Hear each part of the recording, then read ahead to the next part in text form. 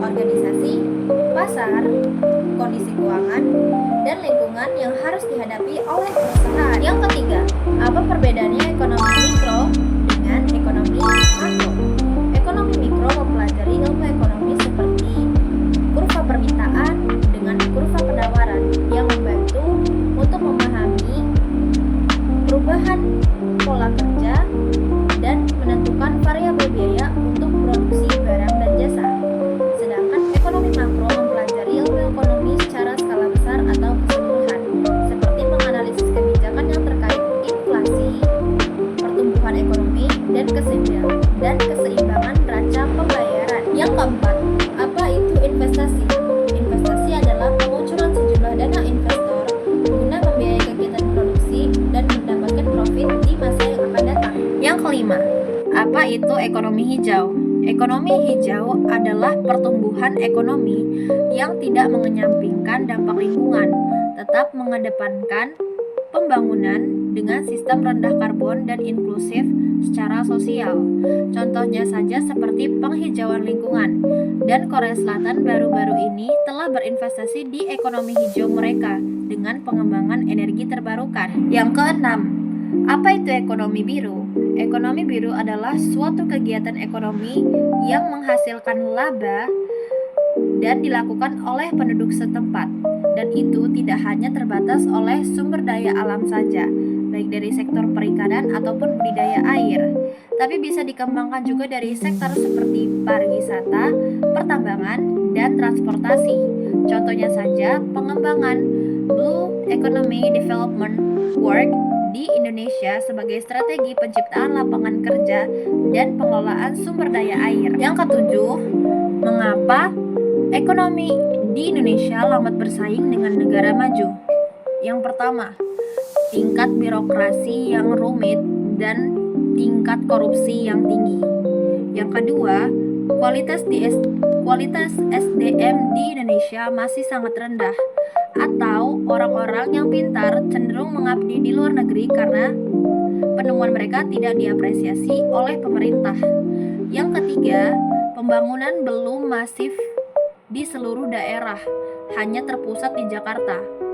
Kalimantan dan Lampung masih terbelakang untuk sisi dari fasilitas mereka. Yang kedelapan, mengapa pertumbuhan ekonomi di Lampung sangat lambat dan berikan solusinya? Ekonomi di Lampung pertumbuhannya sangat lambat karena yang pertama, infrastruktur yang masih kurang memadai, seperti akses jalan itu masih rusak dan transportasi yang tidak memadai. Yang kedua, investor kurang tertarik. Mereka lebih memilih daerah lain karena regulasi di Lampung itu masih sangat rumit. Yang ketiga, ketergantungan pada komoditas mentah seperti kelapa sawit, sehingga harga jualnya rendah. Mereka kurang berpikir untuk menjadikan itu bahan olahan sehingga bernilai jual yang tinggi.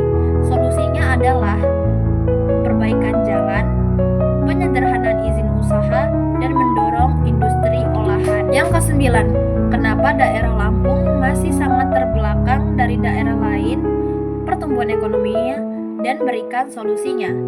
Daerah Lampung sangat terbelakang ekonominya karena tata ruang kota yang masih kurang memadai, seperti Rajagaza dan Kemiling yang sering mengalami kemacetan. Sektor pariwisata juga belum dikelola secara optimal dan fasilitas serta standar kebersihan yang masih minim. Solusinya adalah penataan ulang pusat kota, memperbaiki fasilitas, dan meningkatkan kebersihan agar selanjutnya nyaman. Bagian kedua, yaitu menjelaskan dari penjelasan di kelas dari pertemuan awal hingga pertemuan akhir. Untuk pertemuan awal membahas tentang pengenalan buku ekonomi, bisnis, dan administrasi dari penulisnya Bapak Muhammad Iqbal Harori dengan Ibu Nindya Eka Sobita yang penerbitnya Neski International Indonesia dengan jumlah 229 halaman. Dan di kelas itu juga membahas tentang hal-hal yang tidak boleh dilakukan oleh mahasiswa, seperti tidak sembarangan menyebarkan foto atau video dosen ketika dalam lingkungan kampus, karena mereka dilindungi oleh perlindungan akademik kampus bagi mahasiswa ataupun dosen untuk bebas berekspresi dan berpikir kritis. Untuk pertemuan yang kedua, kami membahas tentang berita-berita ekonomi yang terjadi pada saat itu. Salah satu berita yang kami bahas adalah kenaikan harga emas pada tahun 2025 ini mengakibatkan orang berbondong-bondong untuk membeli emas karena menganggap emas sebagai alat lindung dan nilainya tidak terdepresiasi seperti mata uang kertas. Dalam teori ekonomi, emas dianggap mempertahankan daya beli dalam lingkungan yang sedang mengalami inflasi. Pada minggu ketiga dan keempat, kami mewawancarai pihak galeri untuk menanyakan terkait berita-berita ekonomi yang sedang terjadi pada minggu-minggu itu. Salah satunya adalah kebijakan royalti bagi perusahaan tambang di Indonesia agar pembangunan fasilitas di masyarakat tetap berjalan lancar.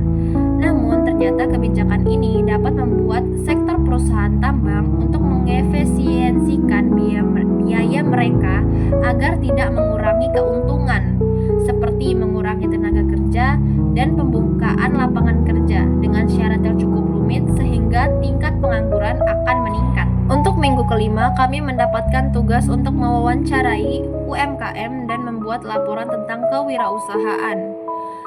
Kelompok saya mengambil tema tentang ayam geprek di Kampung Baru Universitas Lampung, yaitu kami menganalisis tentang tantangan, hambatan, dan peluang bisnis yang terjadi di sana, baik dari struktur organisasinya maupun pengolahan bahan pasokan yang tersedia, dari mana mereka mendapatkannya, cara pengolahan dan cara penyimpanannya agar bahan baku yang mereka dapatkan tetap awet dan stabil. Untuk minggu ke-6, kami mendiskusikan berita terkait banjir di Sumatera karena hujan yang ekstrim dan siklon tropis dan perubahan lahan serta deforestasi. Dari hal ini memang terjadi banyak kerugian, tetapi tidak dipungkiri setiap bencana terjadi perputaran ekonomi, seperti fasilitas umum jalan, jembatan rusak yang membuat harus dibangun kembali, sehingga membutuhkan bahan-bahan dan alat-alat serta dapat menguntungkan untuk beberapa perusahaan. Lalu kami juga membahas tentang berita rupiah yang melemah menjadi 16.700 per US dollar memiliki dampak pada kehidupan masyarakat di Indonesia, yaitu harga bahan baku barang impor menjadi naik, utang negara akan semakin mahal, dan pendidikan atau liburan ke luar negeri juga akan semakin mahal. Tetapi dengan adanya hal ini, barang lokal akan semakin bersaing atau kompetitif yang berpotensi untuk meningkatkan perekonomian negara.